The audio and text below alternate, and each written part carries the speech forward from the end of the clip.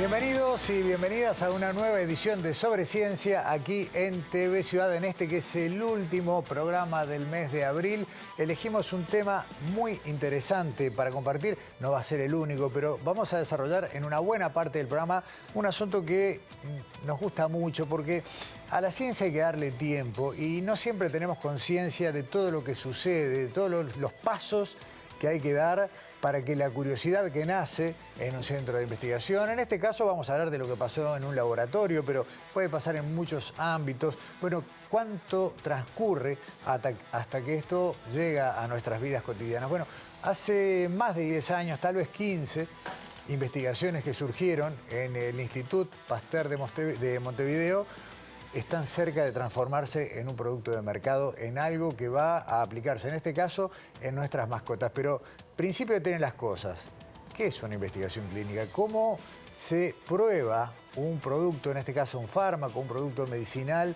¿Qué pasos tiene que transcurrir para que algo se transforme de una idea o algo que puede funcionar en un producto que superó las pruebas de seguridad, de tolerancia, de eficacia y demás? Bueno, de eso vamos a hablar y después les vamos a contar todo lo que hubo que investigar para conseguir esto que ya está muy cerca de culminar su proceso, una investigación que se va a transformar en la primera vacuna para el dolor crónico articular en perros con artrosis. Y además, porque no solamente de eso vamos a hablar en nuestro programa, les vamos a contar qué pasó con algo que ya fue presentado aquí en Sobre Ciencia hace 2 años, el Centro de Investigaciones en Ciencias Ambientales, el CICA, que funciona dentro del ámbito del Instituto Clemente Estable. Todo eso en nuestro programa de hoy y mucho más. ¿Por qué? Porque arrancamos, como siempre, con nuestro salpicón con las noticias científicas de la semana.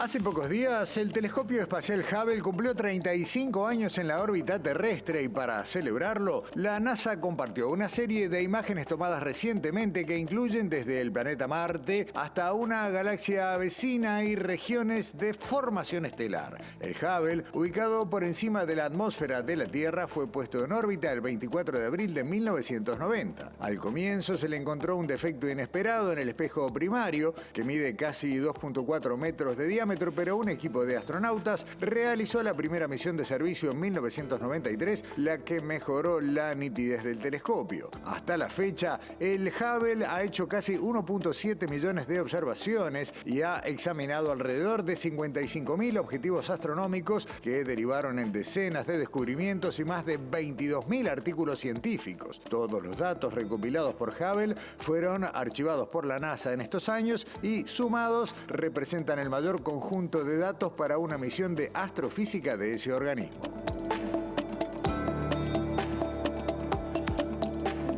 La ciencia agropecuaria ya ha generado herramientas para seleccionar aquellos animales que producen más leche, más carne o más lana. Ahora, gracias a un proyecto mundial, Uruguay, a través del Instituto Nacional de Investigación Agropecuaria, se suma a una iniciativa internacional que busca seleccionar aquellos animales que generen menos gases de efecto invernadero y así ayudar a proteger el planeta. Se sabe que los animales de producción, como vacas y ovejas, emiten metano como resultado de su proceso digestivo. Por eso, la iniciativa internacional formada por más de 25 países llevará adelante diferentes proyectos que aplicarán herramientas genéticas para identificar a aquellos animales que emitan menos metano e incorporar este parámetro en los planes de mejora animal existentes. Con el tiempo, este enfoque podría ayudar a reducir las emisiones de metano del ganado en los países involucrados entre un 30% en los próximos 20 años sin afectar la productividad. El fondo cuenta con 27 millones de dólares y analizará a más de 100.000 animales. INIA participará activamente en un proyecto con más de 2.000 bovinos y otros 3.000 ovinos uruguayos.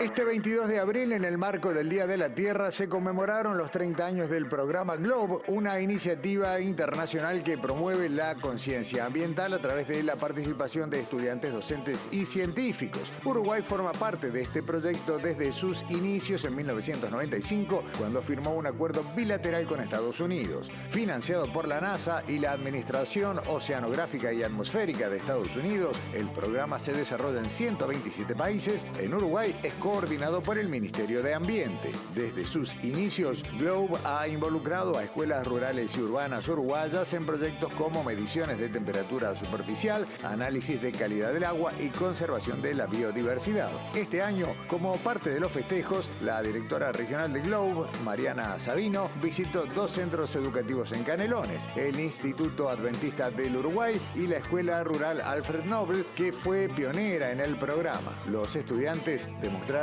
sus investigaciones como el monitoreo del arroyo Canelón Chico y el cuidado de un mariposario, ejemplos de cómo la ciencia ciudadana puede generar impacto local.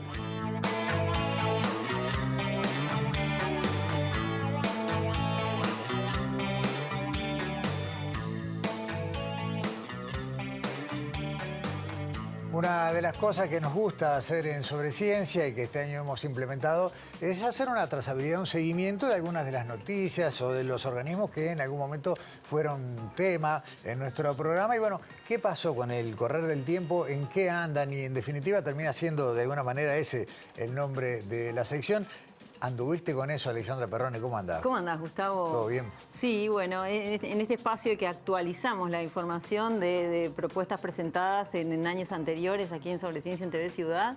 Y hoy vamos a hablar de qué pasó con el Centro de Investigación en Ciencias Ambientales, que surgió en el año 2023 como iniciativa del Instituto de Investigaciones Biológicas Clemente Estable, de su consejo directivo. O sea, ni bien se formó, tú ya trajiste, me acuerdo, del anuncio al programa. Sí, nosotros fuimos el día que se realizaba el lanzamiento, allí en el Salón de Actos del Instituto de Investigaciones Biológicas Clemente Estable, que bueno, los que lo conocen saben que está allí a la entrada, entrando a la derecha, y fuimos a hacer ese mismo día un rodaje con el equipo de Sobreciencia y participamos de ese evento, y además entrevistamos a Claudia Piccini, que ella es investigadora del Departamento de Microbiología del Instituto de Investigaciones Biológicas Clemente Estable, y también fue nombrada allí directora académica del SICA, ¿no? Correcto. Y recordemos una cosa muy importante, y es que en el 2023 el país estaba atravesando una sequía. Es cierto, es cierto. Entonces, de alguna manera, el lanzamiento de esta iniciativa fue como alineándose con esta problemática. No estaba previsto, pero terminó confluyendo. Exactamente, sí. Y bueno, nosotros nos contaba Claudia en aquel entonces que el principal objetivo es fomentar las líneas de investigación en ciencias ambientales, pero interdisciplinarias, claro, que se aborden de varias disciplinas los temas específicos de ambiente, y dándole también este centro un marco formal y centralizado. Así que bueno, recordamos lo que nos contaba Claudia Piccini en el 2023 en el siguiente tape.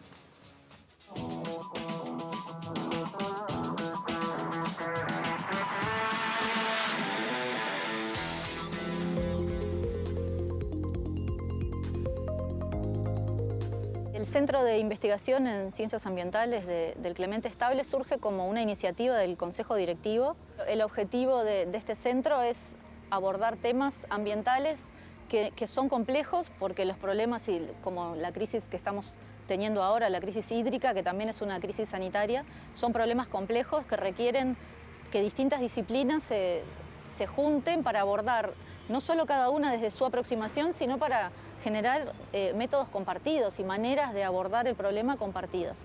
Y para eso el Instituto cuenta con un montón de distintas expertices, de distintas experiencias que son ideales para este tipo de proyectos. Proyectos, por ejemplo, de salud ambiental, cómo influyen los cambios ambientales y las crisis ambientales en la salud humana, no solo la salud física, sino también la salud mental. La temática en la que queremos trabajar, dado el perfil de la mayoría de los grupos de investigación que se interesaron en participar en este centro, es en la salud ambiental y salud humana, el impacto de la salud ecosistémica sobre nuestra salud, que es algo que creo que hay un debe aquí en nuestro país y que ojalá podamos desarrollar en este centro. Un desafío grande para trabajar en salud es contar con el apoyo de quienes se dedican a la salud humana, que son la parte de medicina. Entonces, ese es un gran desafío que tiene el centro, y es incorporar datos, información de la medicina en nuestras investigaciones para poder vincularlo a lo ambiental, a lo que está pasando en el ambiente. La idea de generar un proyecto importante, un proyecto grande, que son investigaciones que son largas también, es conseguir apoyos, articular con otras instituciones, conseguir apoyos financieros para poder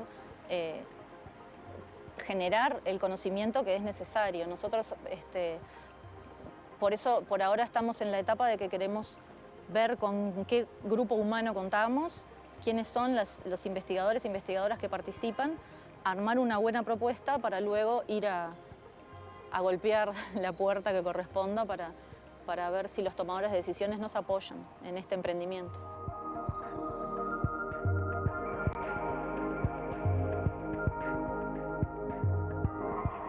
Una nota llena de puntos suspensivos y de signos de interrogación, Alexandra. No, bueno, se inicia, pero queremos ver con qué apoyo vamos a contar, quiénes van a trabajar, cuáles son los temas. Bueno, ¿qué pasó? Bueno, ¿qué pasó con el Centro de Investigación en Ciencias Ambientales? Bueno, están trabajando muchísimo y lo podemos ver en la siguiente placa. Muchos logros ha tenido y también que iban de la mano con sus objetivos. 20 proyectos de investigación en los que están trabajando actualmente, que están vigentes. Bueno, ella hablaba ahí del tiempo de la ciencia, ¿no? Claro. Que bueno, los conocemos todos, que suelen ser proyectos de 2 a 3 años. Nos hablaba justamente de 20 estudiantes de grado y posgrado, porque uno de los objetivos también de ellos era la formación de recursos humanos en este abordaje interdisciplinario, ¿no? En este tipo de temas. También más de 45 presentaciones en los congresos científicos, claro. Que bueno, en las carreras científicas sabemos que son la presentación de los póster, ¿no? Cuando los estudiantes de grado, de posgrado, de doctorado, de maestría le cuentan a otros que participan en el mismo congreso su investigación de una forma resumida, impresa, bueno, 45 participaciones en este tipo de congresos, 11 publicaciones en revistas internacionales y bueno, realmente va a ser 2 años, o sea. Claro. Para es poco tiempo, claro, para, sí, para todos estos números. Se ha puesto en marcha y a full, digamos, ¿no? Sí. Bueno, le preguntamos a Claudia, bueno, ¿qué nos podía contar de estos 20 proyectos de investigación? ¿Alguno que nos pudiera destacar? Lo vemos en la siguiente placa.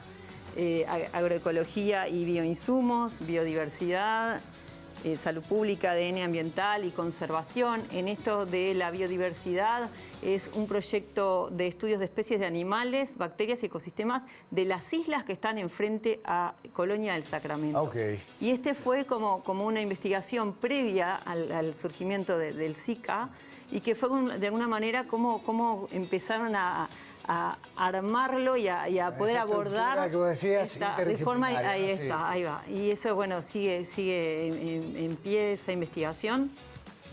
Y bueno, y en la última placa también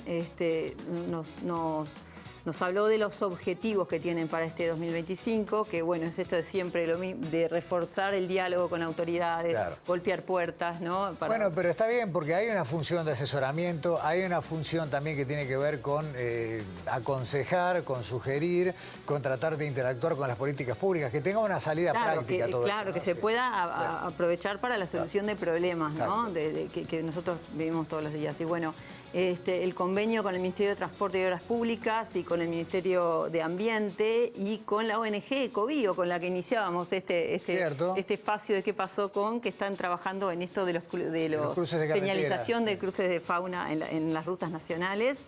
Y bueno, y también con poder georreferenciar información ambiental también en la página web del Ministerio de Ambiente. Y la verdad que muchísimas cosas tienen de aquí en un corto plazo. Y realmente en esto, como te decía, va a ser 2 años en poquito. Una dinámica importante, la verdad, entre la cantidad de temas, la variedad y sobre todo la generación de conocimiento, muy activo. Y mucho de este balance, me contaba Claudia, que es cerrado el año pasado, o sea que hay nuevos como para seguir hablando de este Centro de Investigación en Ciencias Ambientales en los próximos meses. Bárbaro, esperamos las actualizaciones. Gracias, Alexandra. Hasta la semana que viene. Nos vemos. Pausa en Sobre Ciencia, ya continuamos, vamos a hablar de qué pasa con la ciencia cuando se le da tiempo y espacio.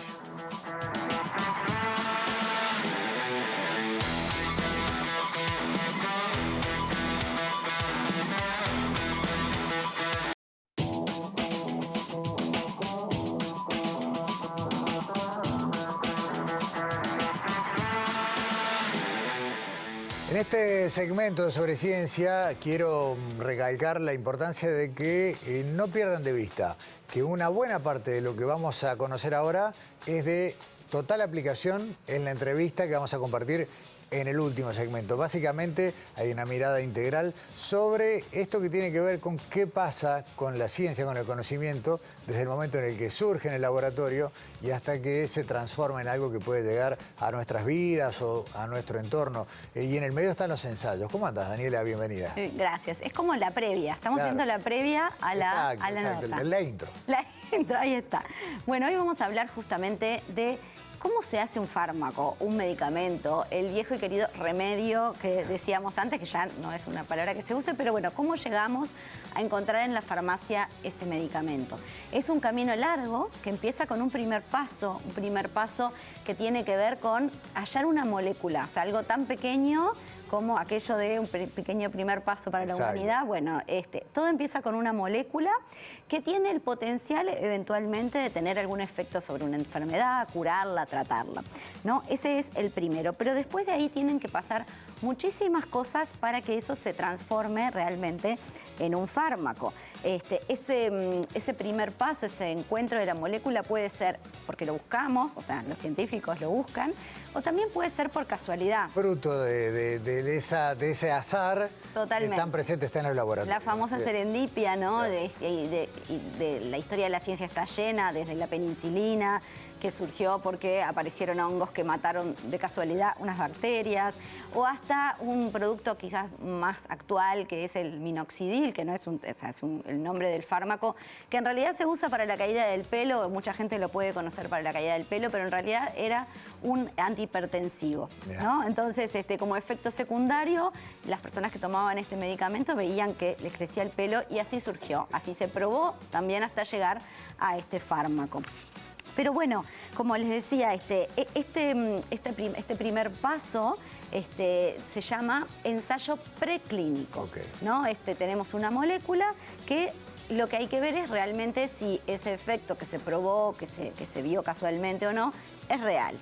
Y todo eso se prueba en una serie de pasos que ocurren en laboratorio, por eso se llaman preclínicos, y que ocurren en diferentes plataformas, un poco lo que vemos aquí en pantalla. Palabras como in vitro, in vivo, in silico quizás un poquito menos conocido, pero son todas plataformas, digamos, en donde se prueba una molécula mucho antes de que sea un fármaco en el laboratorio. In vitro, por supuesto, tiene que ver con, como la palabra lo dice de algún modo en latín, todo lo que es, por ejemplo, todo lo que se prueba en un tubo de ensayo, en algún otro recipiente de laboratorio, y no involucra organismos vivos. O sea, es básicamente para eventualmente ver si tiene o no el efecto. Junto a esta molécula con este agente, a ver qué pasa. Tal cual. Eso se prueba en tejidos, en células, pero no en un organismo completo. Eso hace justamente que lo que encontremos en ese in vitro, en ese ensayo in vitro, no sepamos realmente si se refleja en la vida real o en un organismo. Por eso se pasa a los ensayos in vivo. Y los ensayos in vivo no son nada más ni nada menos que las pruebas en animales, en animales de laboratorio, claro, ¿no? En animales de experimentación, que los conocemos, ratas, ratones, dependiendo del tipo de estudio hay otros. Hay algunos quizás menos conocidos, como un gusano que no lo podemos ver casi que a simple vista, transparente, que se usa mucho para probar fármacos increíblemente. Vos hablaste de ese gusano sobre ciencias. Hemos hablado y vamos a volver seguramente. También pez cebra, ¿no? Que es un tipo de pez también muy particular porque es transparente en varias partes del desarrollo, entonces se pueden ver cómo sus órganos se desarrollan aun cuando el organismo está vivo, ¿no? Entonces, bueno, ese tipo de animales nos ayudan a probar determinadas moléculas y eventualmente ver si funciona. De todos modos, todo esto, Dani, ensayo preclínico. Preclínicos, mucho antes de llegar todavía a que estamos pensando en humanos. Correcto. ¿No? Los animales todavía son muy necesarios para la investigación, pero la ciencia ha ido avanzando y ha buscado alternativas al uso de animales de experimentación, no solo estableciendo protocolos para el uso ético, sino buscando otras formas que no incluyan animales. Una de esas es el in silico, ¿no? Que tiene que ver con, como viene de la palabra sílice de algún modo, tiene que ver con... Simulaciones en computadora, gracias, ¿no? Simulaciones por computadoras, modelos matemáticos, que tampoco obviamente se acercan a la realidad. Entonces, bueno, siempre estamos todavía necesitando a los animales. ¿Qué pasa después? Exacto. Como bien dijiste, hasta acá no hablamos ni siquiera de los seres humanos, ¿no? Para llegar a eso, o sea, una vez que todas esas etapas preclínicas dieron que medianamente hay un efecto y que no es muy tóxico, puede haber cierto grado de toxicidad en animales, pero que puede no tener un correlato en humanos, se pasa recién al ensayo clínico, donde por primera vez esta molécula llega a un ser humano, ¿tá? ¿Qué pasa cuando llega a un ser humano? Bueno, hay que tener muchísimo cuidado, hay que tener hay que cumplir muchas pautas, seguir muchas normativas, porque se han hecho un montón de, se han establecido un montón de requisitos para que sea seguro y ético. Claro, el protocolo de ensayo clínico que puede variar de un país a otro, pero en ningún caso deja de ser muy exigente. Y varían detalles, porque en general esto después se prueba a nivel internacional, entonces hay pautas muy internacionales, ¿no? Y antes incluso estas son las fases, vemos en pantalla, estos ensayos en humanos tienen fases, o sea, no se prueba directamente en un montón de gente, ni con cualquier tipo de condición, sino que se van por fase. Si se aprueba a la 1, se pasa a la 2, a la 3 y a la 4. Pero antes incluso de pasar a estas fases, hay un plan. Los científicos tienen que presentar un plan donde digan quiénes pueden participar en ese estudio, o sea, en quién se va a probar esa molécula, ¿no? ¿Cuántas personas van a necesitar? ¿Cuánto tiempo van a hacer el estudio? ¿No? ¿Cómo se administra la droga? ¿Es una pastilla? ¿Es una inyección? Única vez, varias veces. Exactamente. Sí.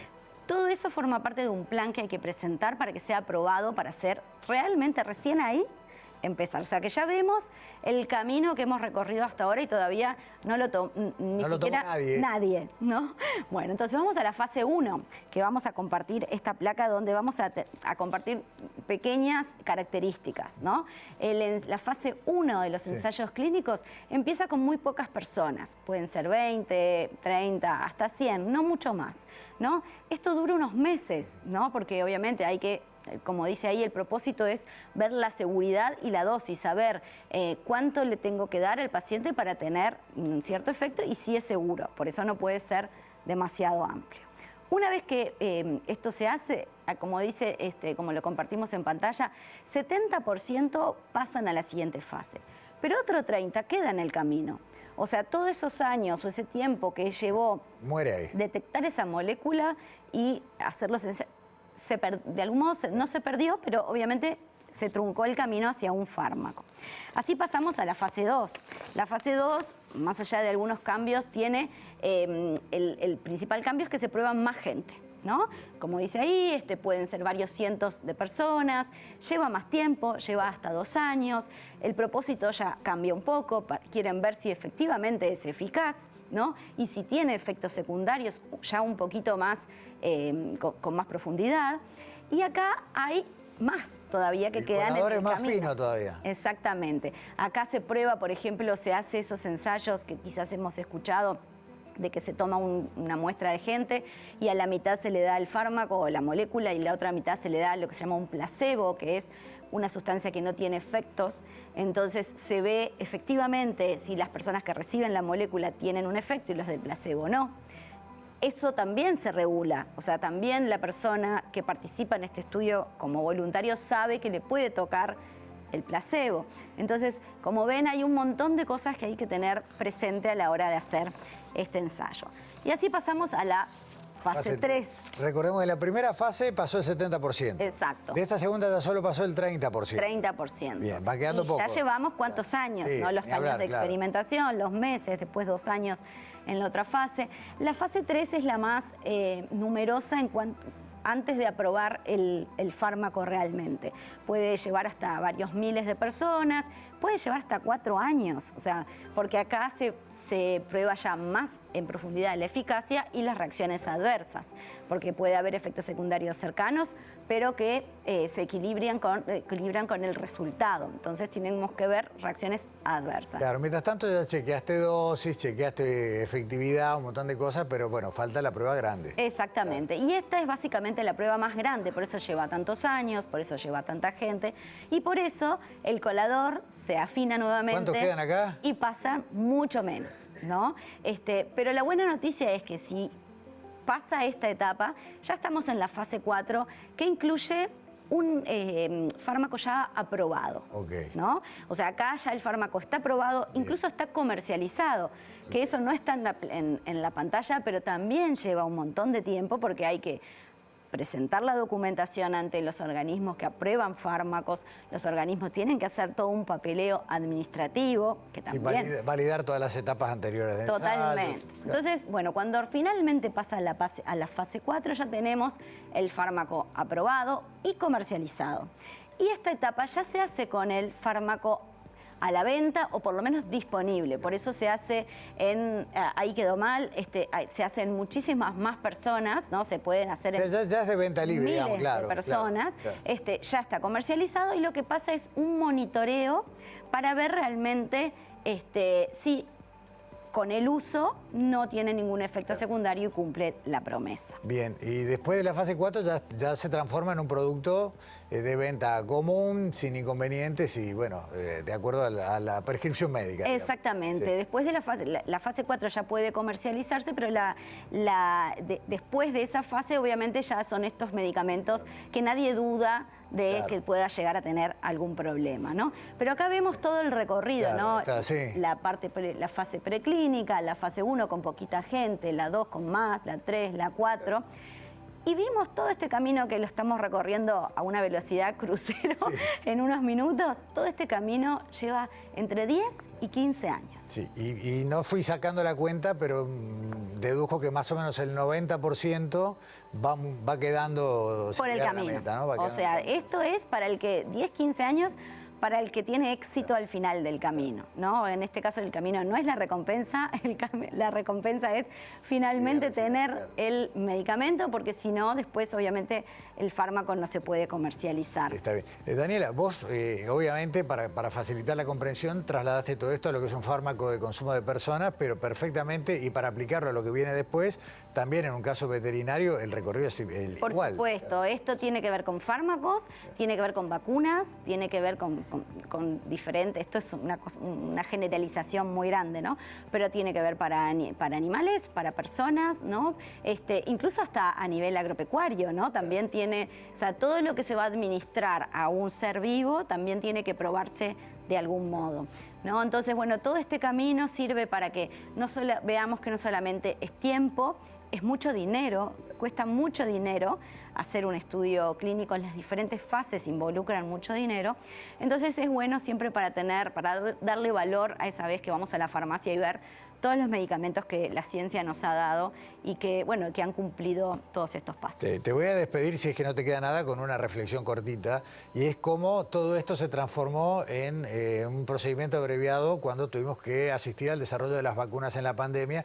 Todos estos pasos son los que se obviaron, si bien alguna base de los productos que se nos inocularon ya venía testeada, en definitiva la fase 4 fuimos, la fase 3 me animo a decir fuimos todos. La 3 y la 4 se juntaron. Déjame, es muy buena el ejemplo, porque mucha gente ha dudado, bueno, me di la vacuna y no sabía, no se hicieron todos estos pasos, no se hicieron los estudios adecuados. En realidad lo que pasa es que toda esa fase preclínica ya estaba hecha hace muchos años, o sea, no se inventó la vacuna para el COVID, lo que había era todo un conocimiento tecnológico que nos permitió desarrollar la vacuna, o sea, hacer estas fases en tiempo récord, porque primero había plata, porque insisto, muchas veces el dinero no está disponible para hacer ensayos clínicos, la gente lo estaba usando en masa, ¿no? Entonces sí puede haber habido fue un ensayo clínico a escala global. Una aceleración del ensayo, pero en ningún momento se dejó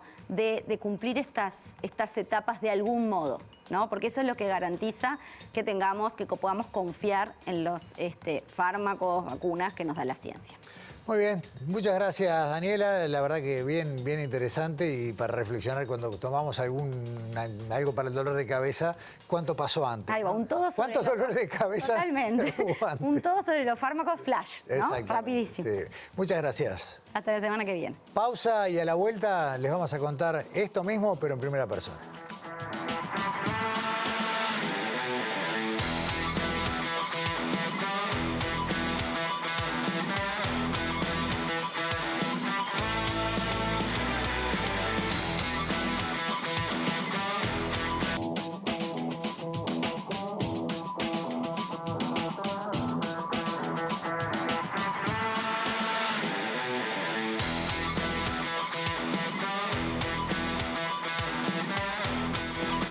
Presenta Casmu. Afiliate llamando al 1444 o en casmu.com.uy. Casmu. Nos une la vida. Se los contamos al inicio del programa y de alguna manera en el segmento anterior tuvimos un preámbulo.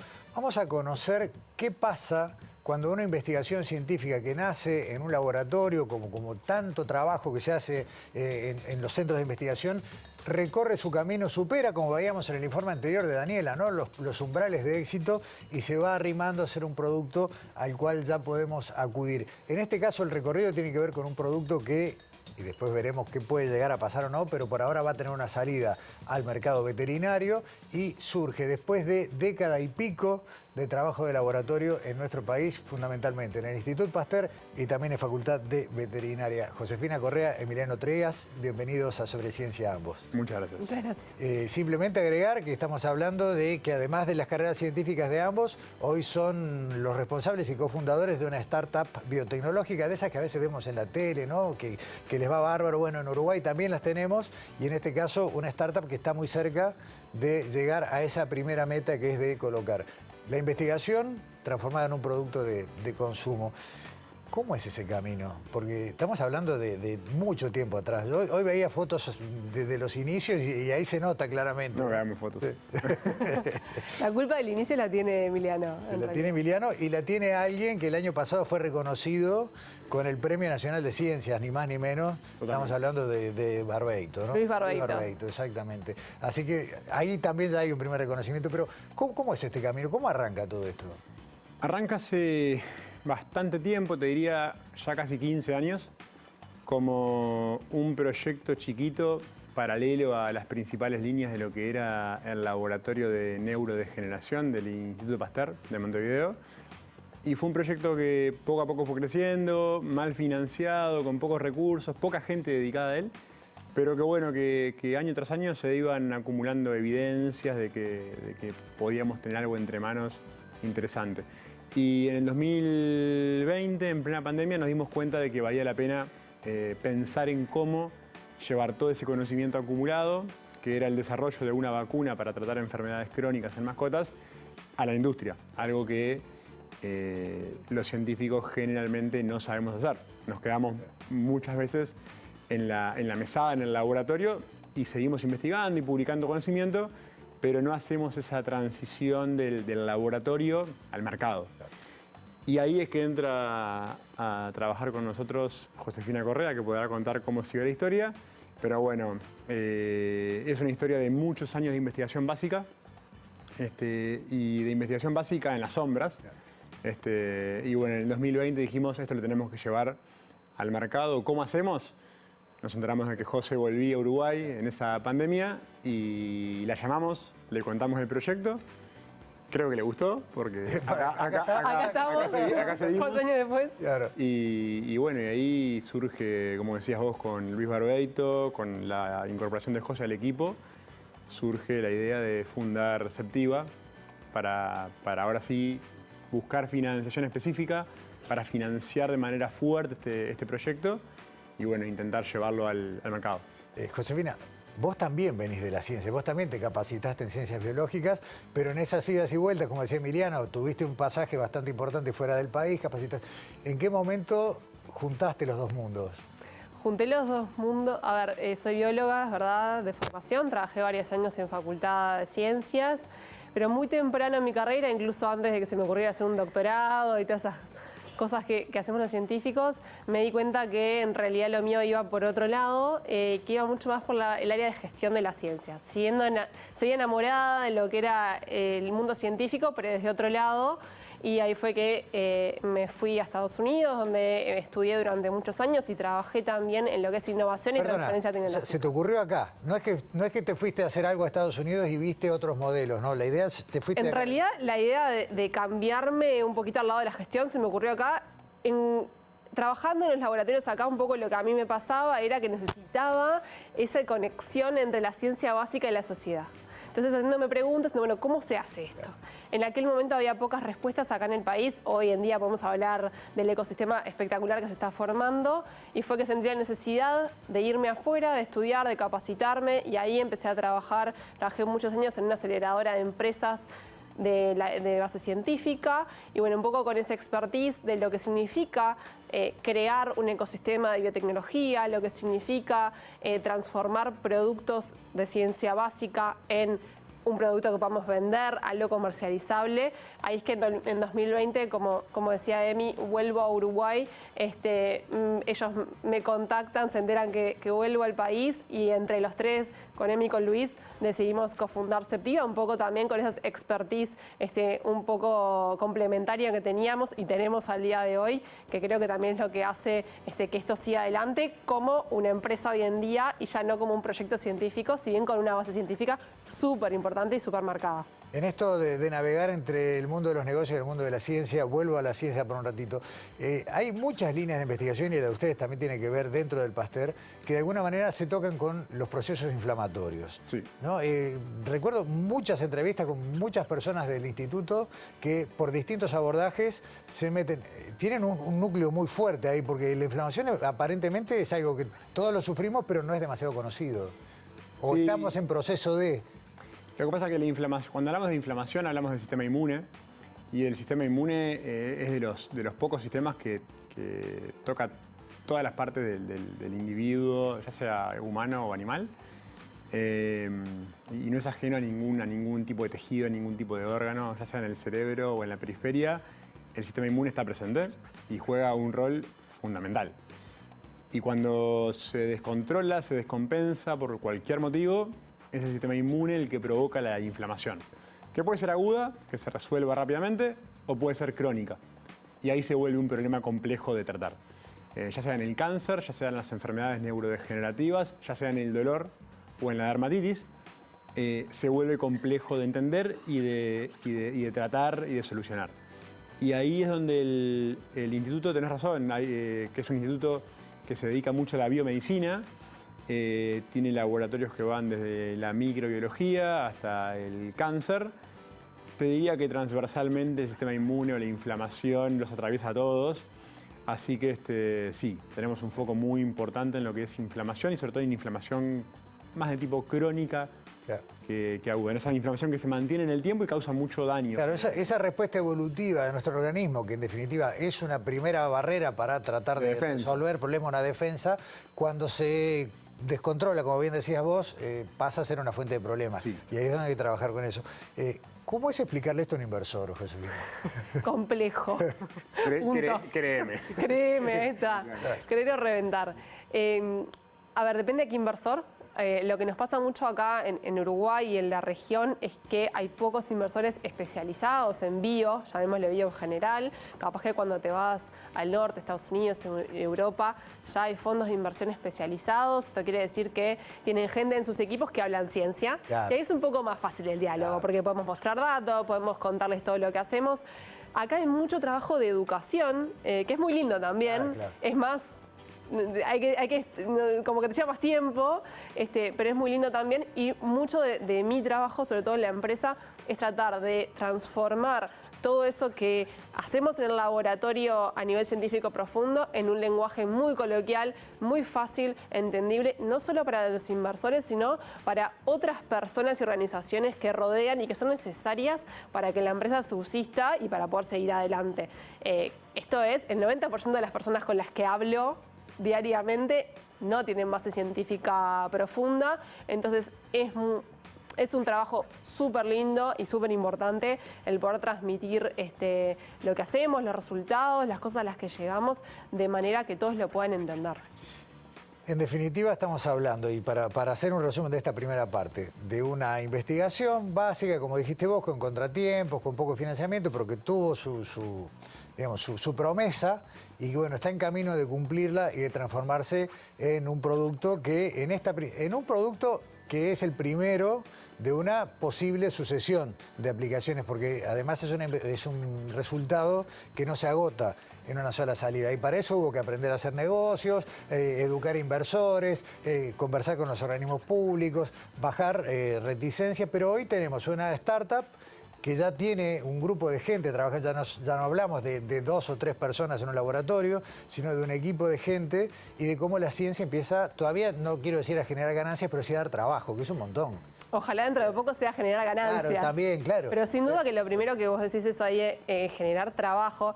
La biotecnología es parte de la economía del país. Somos un sector productivo más y que cada vez esté viendo más cómo eso es importante. Nosotros hoy en día en Septia empleamos 16 personas. No es trivial. Es una sola empresa, pero hay muchas que están haciendo cosas similares. En un país donde la economía la mueven las pymes, sí, no como Uruguay, las MIPYMES, las micro y pequeñas empresas, que haya micro y pequeñas empresas de corte biotecnológico, está hablando de un ecosistema que se está renovando. Y no es poca cosa. Totalmente. ¿Quieren que le contemos a la gente de qué estamos hablando? Porque hasta ahora hemos hablado como de una cosa que está bajo de una sábana, ¿no? Acá un producto, un desarrollo que está por llegar. Estamos hablando de lo que sería la primera vacuna de fabricación, de desarrollo y fabricación nacional para combatir, y si lo digo mal me corrigen, el dolor crónico en perros provocado por artrosis. Exacto. Estamos correctos. ¿Quieren? Empezamos a ver unas placas para definir. El segundo producto es para combatir la dermatitis atópica en perros. Eso viene a continuación. A continuación. Y tenemos una serie de productos que están en estadios más tempranos de desarrollo, pero con la misma tecnología. Ahora vamos a hablar de eso. Pero primero, ¿qué es la artrosis? Porque a todo tarde o temprano nos va a doler una artrosis, pero no tenemos... Bueno, esperemos que no a todos. Eso, tío, esperemos que no. A un gran porcentaje, a un gran porcentaje. Bueno, es una condición, una enfermedad generalmente de la articulación. Y hay algo interesante que pasa con la artrosis y el dolor que provoca a medida que pasa el tiempo. Y es que durante mucho tiempo la ciencia y la medicina consideraron este tipo de enfermedades como de uso y desgaste. Es decir, uno envejece, usa la articulación, el cartílago, que es en la pantalla se puede ver como algo azul, que es lo que recubre, ¿no?, el hueso en la articulación, se va desgastando. Y cuando eso se desgasta, hay un choque de hueso con hueso, hablando mal y pronto, y eso empieza a generar dolor. Bueno, hace ya unos cuantos años, diría más de una década, empezamos a entender que en realidad no era solamente envejecimiento y desgaste, sino que a esta condición precede durante años una inflamación crónica que se llama de bajo grado, porque durante muchos años no da síntomas, no hay una artrosis establecida, pero va degradando el cartílago, como se ve acá en la imagen. O sea que, si te entendí bien, al cartílago no lo degrada el uso, sino la inflamación. Exacto. Bien. Exacto. Y ahí el sistema inmune juega un rol importante. ¿Por qué? Porque a estas articulaciones, que puede ser una rodilla, un codo, un hombro, etcétera, la columna, empiezan a infiltrarlo, empiezan a meterse ahí adentro distintas células que provienen del sistema inmune. Ahí lo vemos en la placa siguiente en más detalle. Exacto. Sí. Y algunas de estas células son capaces incluso de liberar algunas sustancias que degradan ese cartílago y hacen que se erosione. O sea, el cuerpo se hace trampas a sí mismo. Exacto. Digamos. El sistema inmune, tratando de corregir esa inflamación, termina por afectar lo que está protegiendo. Sí, exacto. No decimos que es una enfermedad autoinmune, porque no lo es, ¿sí? Pero sí hay una lesión que se vuelve activa y que va progresando, sí se vuelve progresivo con el tiempo, que afecta al cartílago. Al degradarse el cartílago comienza a producirse una lesión en la articulación y eso después de un tiempo se transforma en la artrosis porque se empieza a remodelar el hueso, esa inflamación atrae más células, eso se vuelve crónico, cada vez peor, y ahí comienza el dolor por una cantidad de mecanismos complejos, ¿sí?, y vías del dolor. Pero no es solamente envejecimiento y desgaste, sino que la inflamación crónica juega un papel muy importante en la degradación de ese cartílago en las articulaciones. Porque si fuera envejecimiento y desgaste, uno podría pensar, como hacíamos la broma recién, que todos tarde o temprano lo vamos a tener. Sin Exacto. embargo, hay gente que desarrolla artrosis y hay gente que no la desarrolla. Totalmente. Y a edades más tempranas o más Claro, tardías. Exacto. ahí está. Sí, o tal vez relacionado a decir, bueno, un cartero que desgasta mucho más, porque camina mucho más, va a tener más posibilidad que un oficinista, cosa que no tiene nada que ver. No sé en el caso del cartero del oficinista, no tengo los números, Pero pensando en... Pero podríamos pensar que sí, que no es lineal pensar en que una persona que tiene un mayor uso de la articulación va a generar una artrosis a una que tiene un menor uso, sino que estamos llenos de casos de personas con artrosis que son oficinistas. Exacto, Entonces, está bien. Por eso, ahí está. Vemos en la placa siguiente qué es lo que son las soluciones que hoy hay, porque en definitiva no es que estemos indefensos, pero las soluciones actuales. A ver, se le puede dar anticuerpos. Estamos hablando de un producto que va a salir a perros, pero hoy a un ser humano con artrosis también se le puede dar un fármaco basado en anticuerpos monoclonales, o solamente en etapa veterinaria es esto. No, en el caso específico del dolor crónico por artrosis, Sí. los anticuerpos monoclonales están habilitados o promovidos su uso en perros y gatos. Ok. ¿Sí? En humanos hubo un intento de aprobar anticuerpos monoclonales para tratar el dolor crónico y no fueron aprobados por la FDA ya hace unos cuantos años por el tema de los efectos secundarios Ok. que producían. ¿Qué es lo que tenemos acá? Aparte de que es caro, que requiere un tratamiento regular, su eficacia es limitada y ahí están los riesgos potenciales, que es lo que ustedes... De hecho se comenzó a desarrollar antes anticuerpos para humanos que para animales. Ajá. Y en los últimos años se probó esta estrategia terapéutica para animales, dio resultado, ¿sí? Es más seguro que en el humano, tiene un efecto terapéutico significativo. En cuanto a efectos secundarios, bueno, son terapias relativamente nuevas, están empezando a aparecer efectos secundarios no deseados de su uso, porque su uso es muy recurrente. Claro. Y lo que sí tienen es un muy alto costo. Claro. ¿Sí? Por ejemplo, en Sudamérica la penetrancia, que se le llama de estas terapias, es poca porque estamos hablando de arriba capaz de $100 mensuales para tratar un perro con artrosis o con dermatitis. Otra opción puede ser, y vemos en la placa siguiente, los antiinflamatorios. Exacto, los más convencionales que todos conocemos, que de nuevo son fármacos que sí tienen más tiempo en el mercado, son de menor costo.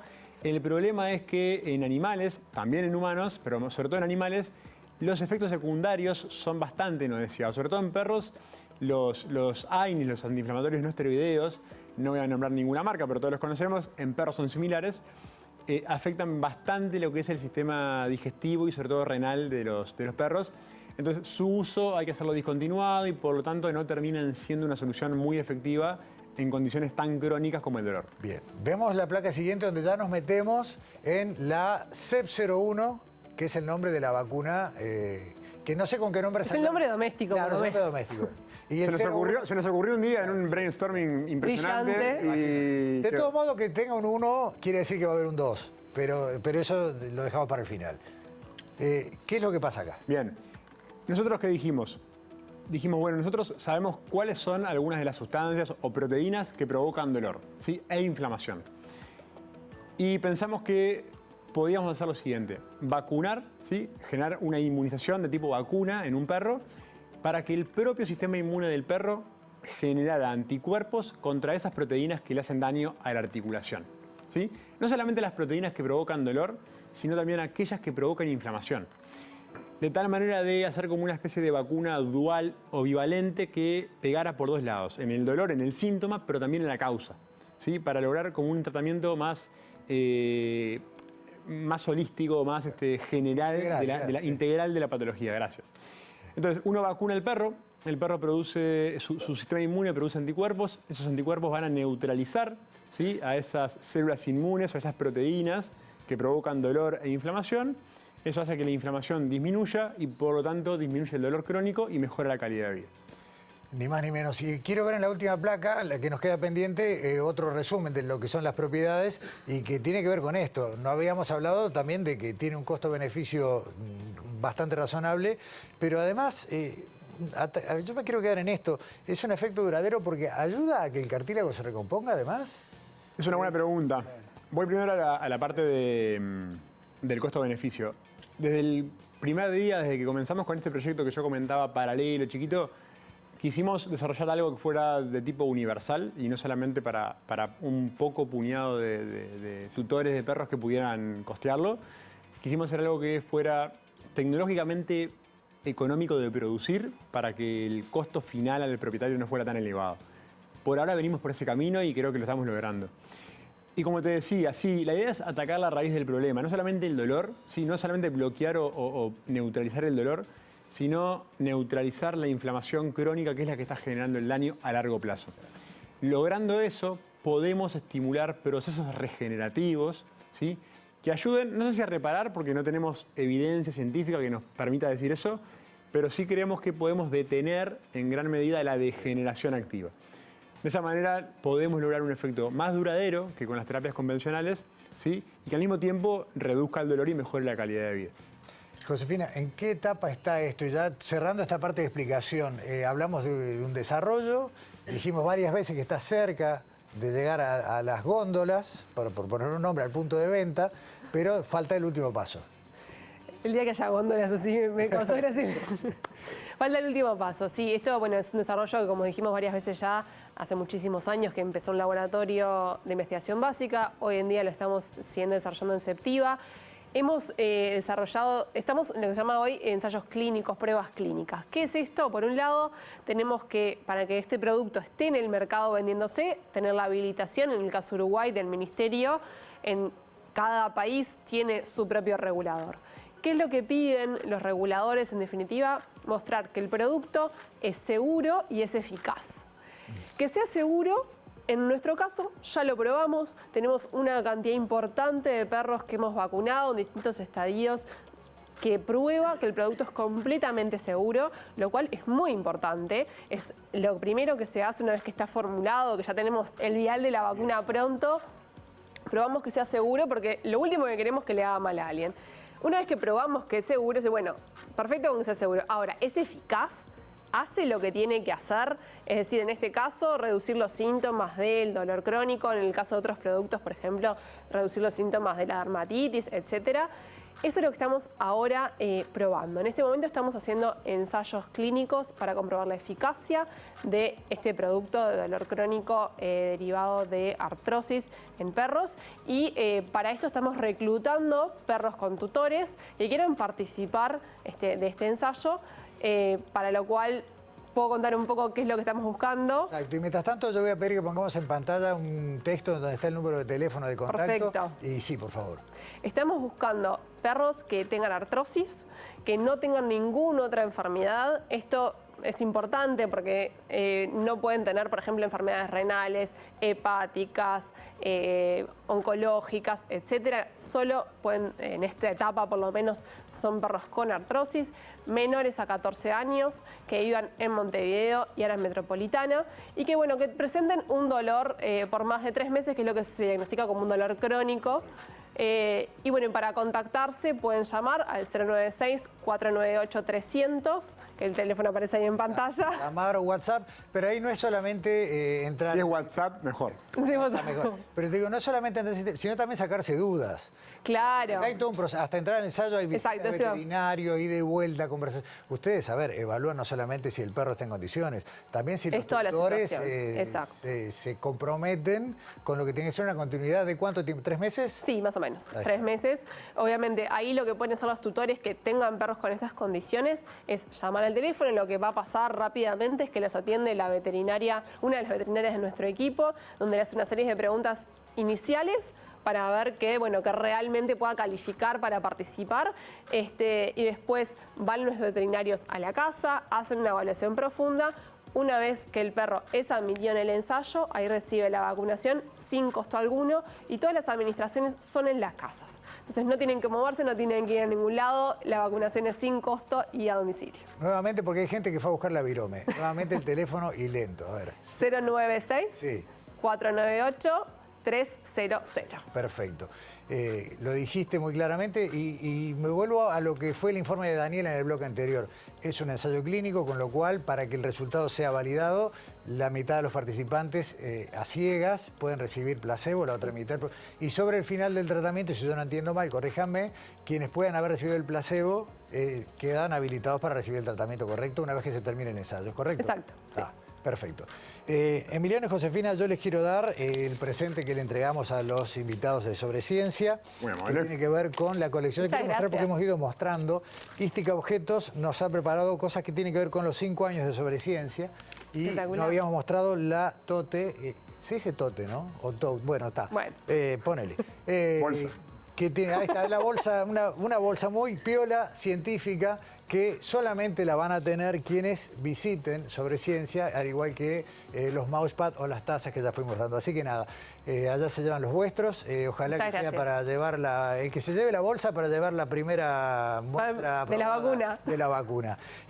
Para terminar y despedirlos, hablamos de dermatitis, hablamos de una sucesión de eventuales futuros productos. ¿Qué más hay en el laboratorio que puede ser resultado de los próximos pasos? Dermatitis es una condición en perros que tiene mayor incidencia y prevalencia que el dolor y además afecta a perros mucho más jóvenes que los que son afectados por dolor y por artrosis. Ya estamos haciendo un ensayo clínico también en perros con tutores que viven con dermatitis atópica. Este caso es un ensayo que está cerrado, no estamos reclutando activamente y está a cargo de una especialista latinoamericana en la temática en dermatitis en mascotas, que es Erika Gastromán y Daniela Vidal. Es un ensayo que viene muy bien, sí, está llegando casi a la mitad ya de su ejecución y bueno, esperamos en los próximos meses también tener estos resultados. Y después, bueno, hay en el pipeline otros productos para caballos, para gatos, ¿sí? Tanto en dolor crónico como en obesidad y bueno, hay una cantidad de cosas en desarrollo. Hace unos días un amigo me decía, para personas no hay, y le digo, bueno, quién sabe. La ciencia tiene sus tiempos, ¿no? Sí. Ya vamos a llegar, ya vamos a llegar. La ciencia tiene sus tiempos. Exacto. Nos han consultado, pero no, por ahora es solamente para perros. Solo quiero aclarar al final ahí que dijiste un poco lo de dermatitis. En el caso de dolor, el ensayo clínico que estamos realizando es en conjunto con Facultad de Veterinaria Sí, perfecto. y está liderado por Nadia Crosignani, que es la experta en nuestro país, cualquier veterinario te lo puede decir, en lo que es dolor, así que estamos también muy contentos de que esto sea así. Está bien. El ensayo no termina hasta que Facultad de Veterinaria no valida todo, supervisa paso a paso, es la Totalmente. autoridad que lo El valida. equipo clínico que tenemos es de primer nivel. Espectacular. Josefina, Emiliano, muchas gracias por venir a Sobre Ciencia y bueno, suerte. Daremos la noticia cuando... Esto está en el mercado y lo pueden ir a comprar. Exacto. Mientras tanto, lo pueden tener sin costo en el ensayo. Exacto. Muchas gracias. Un placer, Gustavo. Muchas gracias. Cerramos nuestro programa de hoy. Esto sí que es ciencia, y da gusto. Nos vemos la semana que viene acá en TV Ciudad.